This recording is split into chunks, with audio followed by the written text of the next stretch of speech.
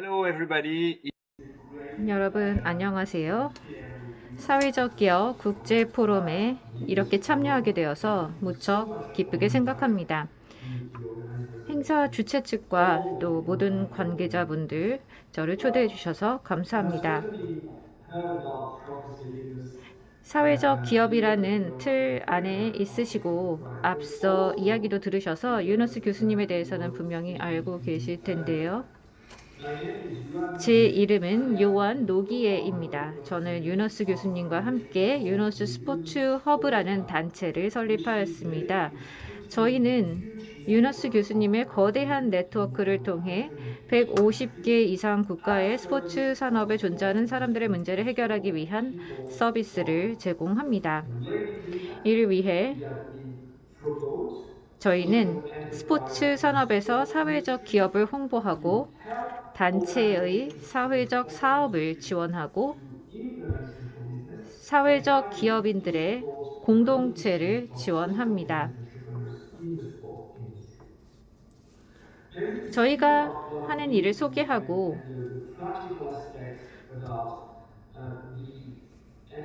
한국에서 현재 개최되고 있고 몇 년 후에도 개최 예정인 국제적 스포츠 행사의 실질적인 측면과 저희가 이러한 국제 행사를 개최할 때 생겨나는 사람들의 문제를 해결하기 위해 사회적 사업과 사회적 기업을 어떻게 이용하는지 설명하기 위해서는 유너스 교수님에 대해 다시 말씀드려야 할 것 같은데요. 유너스 교수님은 그라민 은행의 창립자로 세계적인 사회적 기업 및 사회적 사업 운동을 시작한 분입니다.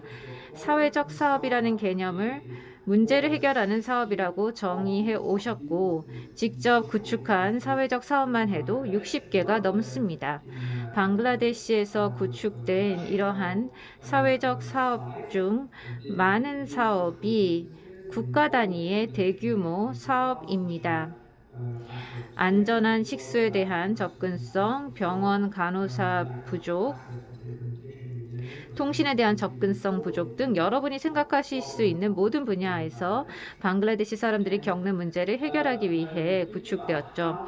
이 힘을 이용하는 방법, 사회적 기업의 효과성, 스포츠 산업에서의 사회적 사업의 개념을 떠올리시면 저희 단체가 하는 역할을 아실 수 있을 텐데요.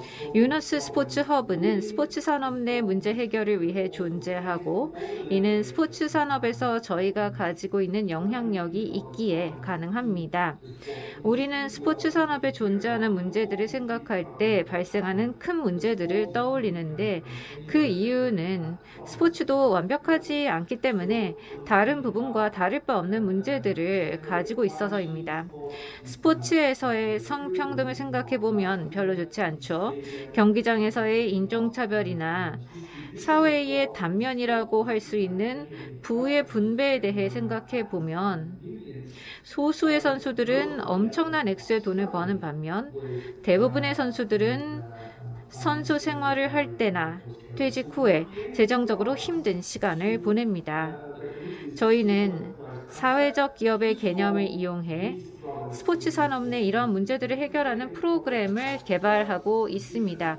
그 예로 저희는 국제올림픽위원회 IOC와 함께 부의 분배 문제, 즉 일부 선수들의 빈곤 및 실업 문제를 해결하기 위해 운동선수 365 사업 가속화 프로그램을 개발했습니다. 이 프로그램은 5개 대륙 모두에서 진행되며 운동선수들이 기업가가 될 수 있도록 선수 생활 중 또는 퇴직 후 자금을 지원하는 국제기업 인큐베이터입니다. 프로그램에 참여한 운동선수들은 선수 생활을 재정적으로 지원받고 가난에서 벗어날 수 있도록 필요한 도구, 기술, 재원 접근성, 네트워크를 제공받습니다. 운동선수들에게 단순히 정부 지원금이나 국가 연방 지원금을 지급하는 것과는 완전히 다른 접근법이죠. 이 프로그램은 사회적 기업 모델, 즉 지속 가능한 모델을 통해 운동선수들에게 힘을 실어주어서 스스로 재정적 자유를 설계할 수 있도록 돕습니다. 이것은 한 가지 예시입니다. 하지만 오늘 포럼의 주제에 맞는 예시일 것 같습니다. 우리는 스포츠가 가진 힘에 대해서 생각할 때 스포츠가 가지는 큰 힘은 경제적 힘을 의미합니다. 스포츠가 큰 산업이라는 것은 부인할 수 없는 사실입니다. 사실 스포츠는 세계적으로 1조 3천억 미국 달러에 달하는 경제 가치를 가진 큰 산업입니다. 올림픽이라는 한 행사만 본다 하더라도 엄청난 규모입니다. 2024 파리 올림픽의 예산이 70억 유로라고 하죠. 물론 많은 사람들이 이것이 돈 낭비라고 생각합니다. 하지만 저희는 이걸 엄청난 기회라고 생각하고 있습니다. 생각해 보세요. 이 돈은 병원이나 교통수단에 들어가는 돈이 아닙니다. TV 방영권, 라이센싱 상품 판매, 파트너십 및 후원을 통해 스포츠 산업에서 생겨나는 돈입니다.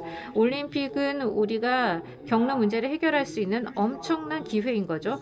짧은 시간 내에 좁은 지리적 공간에 엄청난 액수의 돈이 집중되는 것이기 때문입니다. 그렇다면 이러한 엄청난 기회를 어떻게 활용해야 할까요? 이것이 바로 저희가 ESS 2024 플랫폼을 통해 2024년 파리 올림픽과 연관해서 해온 일입니다. ESS 2024는 프랑스의 사회적 기업 2024를 뜻합니다. 간단히 설명하자면 다음과 같습니다. 경기 개최를 위해 70억 유로의 예산이 있습니다. 엄청난 규모의 예산이고 엄청난 조달력이라고 할 수가 있습니다. 이 예산은 공급사에서 제품 또는 서비스를 구입 또는 조달하는 데 사용됩니다. 거대한 공급사 풀 안에서 사회적 기업 부문에서 유입되는 공급자를 최대화하려면 어떻게 해야 할까요? 이런 기업들은 경기를 주최하는 데 필요한 제품이나 서비스를 제공함과 동시에 사회적, 환경적 이점을 가지고 있습니다. 예를 들어 운동선수들을 위한 음식을 조달해야 한다면 일반 케이터링 서비스를 이용할 수도 있지만 사회적 기업이나 사회적 사업을 통해 음식을 조달할 수도 있습니다. 난민이나 장기 실업자만 고용하거나 지역사회에서 친환경적으로 재배한 작물만 사용하는 기업들을 가리키는 것이죠. 음식이라는 똑같은 제품을 조달하지만 완전히 다른 영향을 끼치는 것입니다. 물론 이것은 이 프로그램을 매우 단순화해서 설명한 것입니다. 이렇게 간단하다면 매번 사회적 기업만 선택해 왔겠죠. 이 프로그램에서 실제로 일어나는 일은 이것보다는 조금 더 복잡할 수 있습니다. 저희는 행사 주최 측과 제품 및 서비스 공급자가 최대한의 영향을 창출하도록 하는 것에 집중합니다.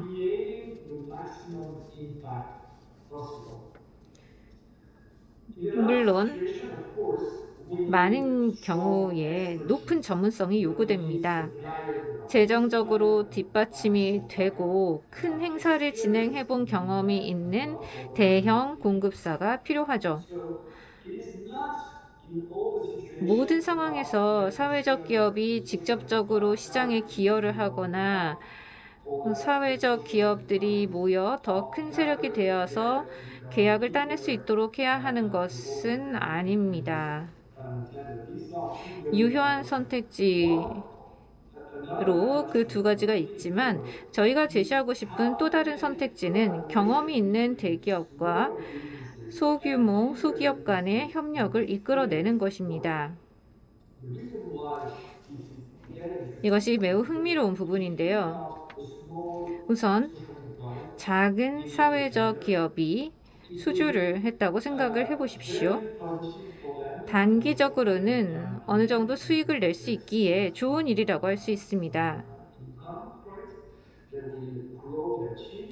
그리고 이 일을 하면서 기업의 이 사회적 기업의 규모도 키울 수가 있겠죠. 하지만 이러한 성장의 모멘텀을 이어나가기 위해서는 확실한 계획이 있어야 되는데 그렇지 못하면 장기적으로 문제가 생길 수가 있습니다.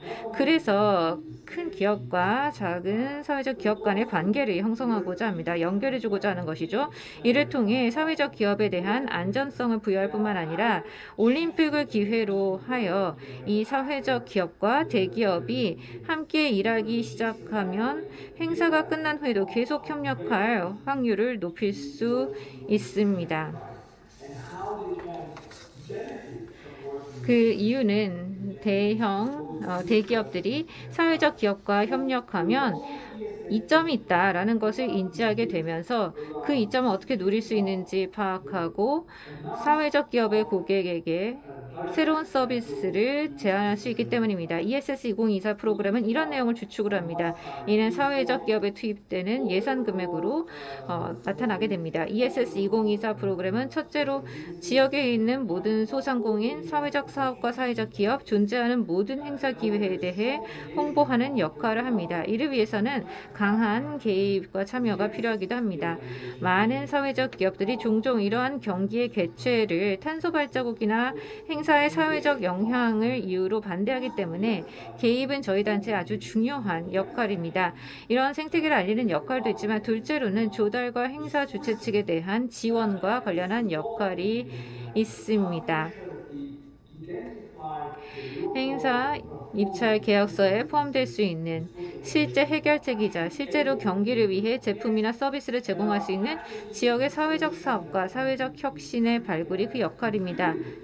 당연한 얘기지만 사회적 혁신이 입찰 계약서 내용에 포함이 되어 있다면 예를 들어 건물을 재활용 자재로 지어야 한다라는 그런 조건이 있다라고 한다면 사회적 사업 생태계에 유입되는 액수 자체가 완전히 달라집니다. 만약 입찰 계약서에 그런 사항이 전혀 명시되지 않는다면 공급사인 건설 회사는 재활용 자재를 사용하지 않아도 됩니다. 이 둘째 역할인 행사 주최 측과 공공기관에 대해서 관련된 조언을 하는 것이 매우 중요합니다. 그리고 사회적 사업들의 행사 준비를 위한 교육이 있습니다.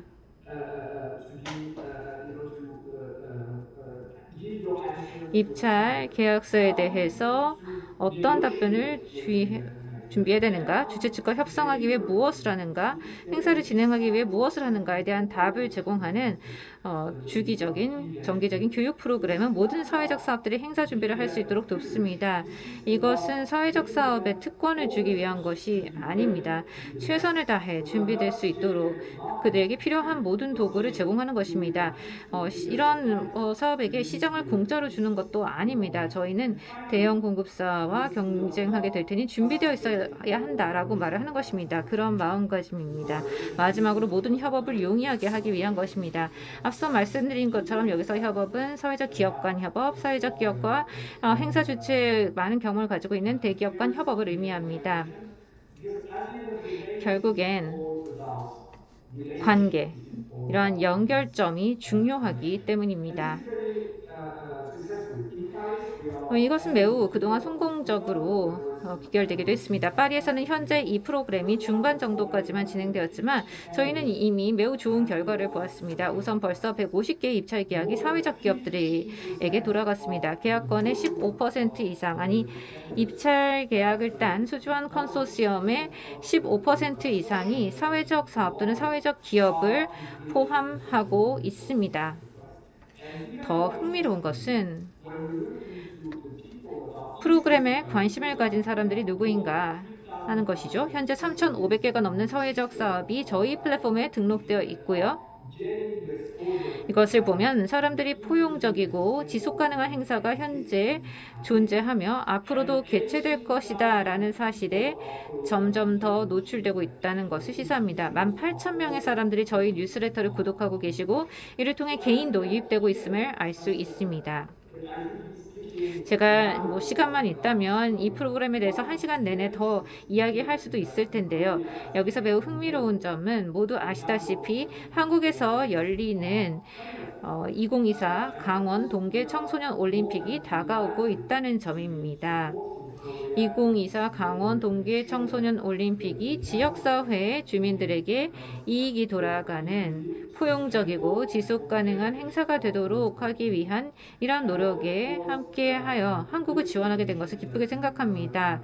제가 드린 설명이 여러분들께 도움이 되고 이 프로그램에 대해서 조금 더 관심을 가지게 되는 계기가 됐기를 바랍니다. ESS 2024 프로그램에 대해서 혹시 질문이 있으시거나 관심이 있으시면 언제든지 편하게 연락을 주시기 바랍니다. 언제든 답변을 드리도록 하겠습니다. 초대해 주셔서 다시 한번 감사드리고 유익한 컨퍼런스가 되길 기대합니다. 감사합니다.